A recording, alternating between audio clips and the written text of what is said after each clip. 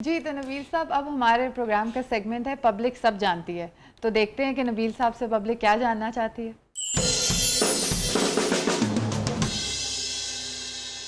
अस्सलाम वालेकुम, मेरा नाम महम है। मुझे खूबसूरत समझकर कोई रोमांटिक सा डायलॉग सुना दें। तो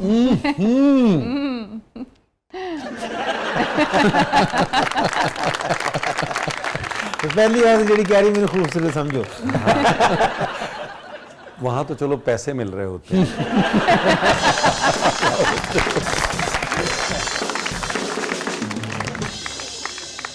जी नबील साहब, हमने सुना है कि आपने बुलबुले से बिलियंस रुपए कमाए हैं। इतने बिलियंस बुलबुले, ओहो सॉरी, इतने रुपए का क्या करते हैं आप? बड़ी लोगों को ना ये फिक्र है कि इतने अरसे से माशाल्लाह चल रहा है। इसको अंदाजा नहीं है ना मैंने कितने से शुरू किया था, अभी भी कहाँ खड़ा हूं। भाई जो मेरे पास पैसे हैं ना बड़े कम बचे हैं, क्योंकि मुझे आदत पड़ गई थी, मैं 5000 के नोट से सिगरेट जलाता था, तो इसलिए पैसे बड़े थोड़े बचे बाकियों के मैंने सिगरेट जलाता रहा हूं। बल्कि सर्दियों में मैंने आग कई दफा सेकी है उन पैसों से। क्या पाब्लो एस्कोबार ने जनाब वो आग सेकी होगी जो नबील ने सेकी? बुलबुले से इतने नोट आए वहां से कि मैंने कहा कोई मसला नहीं, आज लकड़ी नहीं है, खैर है, आज जलाओ नोट जलाओ। ये तो अपना नाम रखने जा रहे थे, नबील एस्कोबार।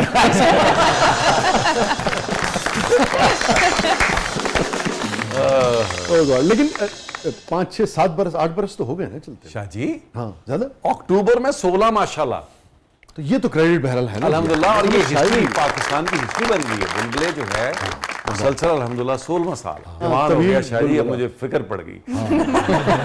16 साल की एज बड़ी खतरनाक है, बड़ी खतरनाक। नहीं ये बुढ़ा होएगा।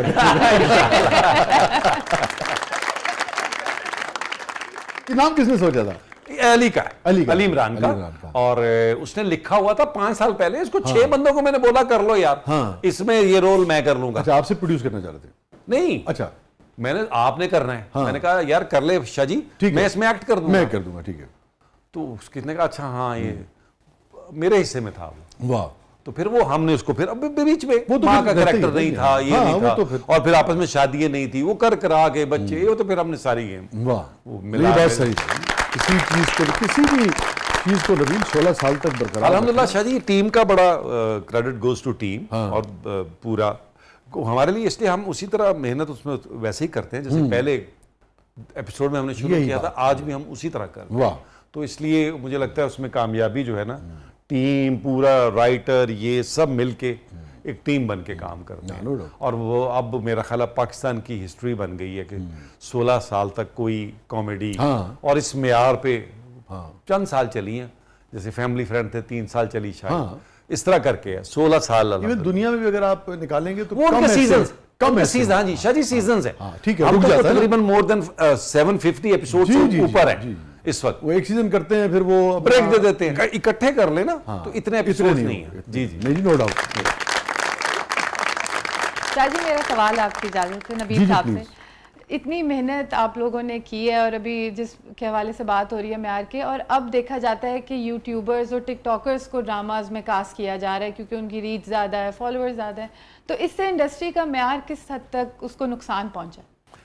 देखिए, टिकटॉक से या ये जो बाकी सोशल मीडिया से, देखिए ये वो चीज़ है, ये वो जिन है जिसको कोई भी एक्सपेक्ट नहीं कर रहे थे लोग, और अब ये आ गया है और लोग इससे कर रहे हैं, मुतासर भी हो रहे हैं। एक्टर जो है वो उसका एक अपना अलग से एक सिलसिला होता है, वो ये नहीं हो सकता। अब मैं बहुत एक्टिव नहीं था, अभी भी सोशल मीडिया पे मैं बहुत कम एक्टिव हूँ, लेकिन उसका मतलब ये नहीं है कि मैं, मतलब वो नहीं है। तो मुझे लगता है लोग तो कहीं से भी आए, लेकिन प्रॉब्लम हमारे यहाँ जो सबसे बड़ा प्रॉब्लम आ रहा है इस वक्त, मैं बता रहा हूँ जो इंडस्ट्री में हमारे प्रॉब्लम आ रहा है, वो ये आ रहा है कि लोग क्योंकि किसी एकेडमी से नहीं आते, वरना इंडिया में 95% लोग एकेडमीज से आते हैं। एकेडमी क्या करती है? एकेडमी आपको ट्रेन करती है कि टेक्निक सिखाती है सर, पेशेंस बताती है, इस काम की वैल्यू बताती है, इस काम की अहमियत बताती है। जब आप इस तरह ट्रेन होके आते हैं तो फिर आप इसको इंडस्ट्री समझ के, काम समझ के करते हैं।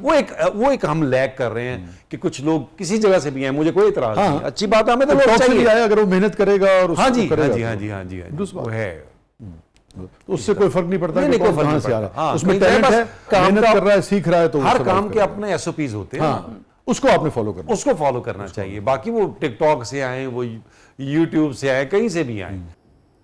जी, आपकी नैयर एजाज से ज़्यादा दोस्ती है या महमूद असलम से? दोनों में से आपको ज़्यादा कौन तंग करता है और आप किसको तंग करते हैं? दोनों से तकरीबन आसपास की दोस्ती, इकट्ठी आगे पीछे हुई है। और नैयर से जरा, क्योंकि महमूद साहब के साथ काम ज्यादा कर रहा हूं, लेकिन नैयर से भी हफ्ते में एक आधी दफा गुफ्तगू जरूर रहती है। तो दोनों से तकरीबन, बल्कि तीसरे अशरफ खान साहब हैं, ये उस दौर के दोस्त हैं जब मैं आया था और ये मुझसे सीनियर थे। नैयर थोड़ा कम सीनियर था, बाकी ज्यादा सीनियर थे। तो दोस्ती मेरी इस तीनों से ही है। नहीं, ये सीनियर होने के लिए तैयार भी नहीं है ना।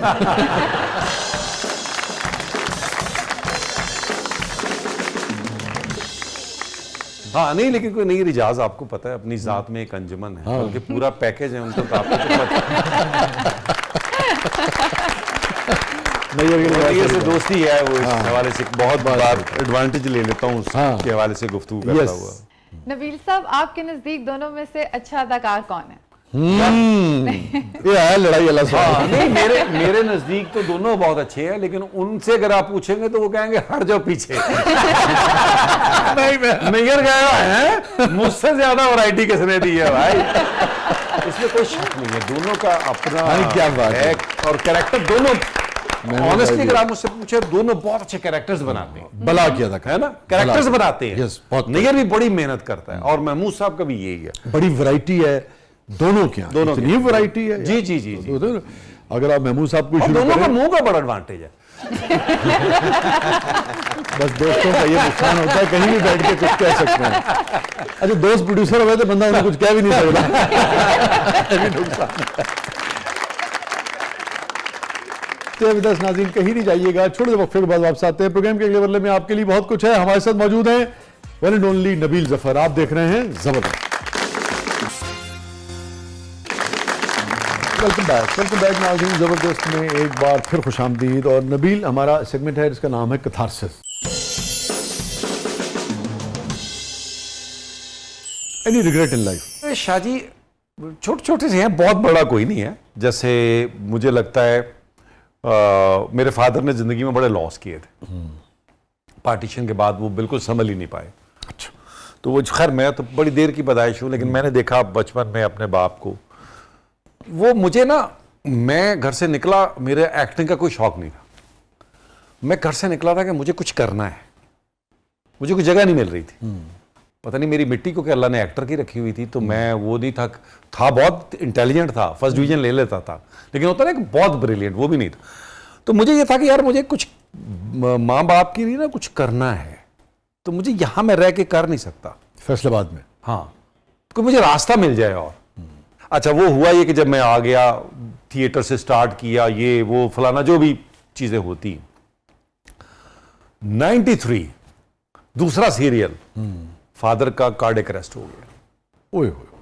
अच्छा, अब रिग्रेट क्या है कि यार मैं उस बाप को चाहता था कि मैं ना कोई सहूलत दे सकूं, मैं वो नहीं दे सका। हाँ, अलबत्ता अल्लाह ने माँ के लिए टाइम दिया कि माँ के साथ टाइम स्पेंड हो गया और वो सारी चीज़ें हो गई, लेकिन फादर का मुझे अफसोस। अच्छा, वो बाप क्यों नहीं हो सका, मुझे लगता उसमें उनकी दुआ बड़ी ख़तरनाक थी। मेरी माँ कहती है हज पे भी एक ही दुआ की। मुझे याद पड़ता है कभी मैं उनके पास से गुजरूं, नमाज पढ़ते हुए भी एक ही दुआ थी। एक ही मैंने अपने बाप की लाउड दुआ सुनी है, चलते फिरते, अल्लाह ने ही मुझे मोहताज ना करी भाई। 93 में वो विद इन 12 सेकंड दुनिया से चले गए। तो मुझे उसका बड़ा रहा कि यार पहली गाड़ी मैंने जब ली, फिर मैंने घर बनाया या मैंने कोई चीज़ ली, तो मुझे लगा यार, मैंने ये सोच के तो मैं निकला था, लेकिन फिर अल्लाह ने ये कंपनसेट किया कि माँ 2016 तक रही, तो फिर जहाँ जहाँ सहूलत हुआ तो अल्लाह ने वो कर दिया। बाप के लिए नहीं कुछ कर सकता, ये है एक जिंदगी में।